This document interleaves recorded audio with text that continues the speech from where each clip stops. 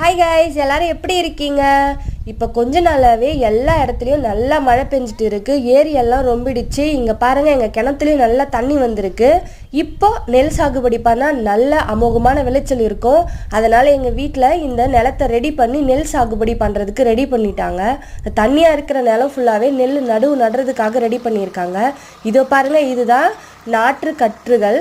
இந்த ஒரு கத்தையுமே அந்த நிலத்தில் விளாவி விட்டுடுவாங்க. கூலியாட்கள் வந்த உடனே அந்த நாற்றை எடுத்து நடுறதுக்கு ரொம்ப ஈஸியாக இருக்கும்.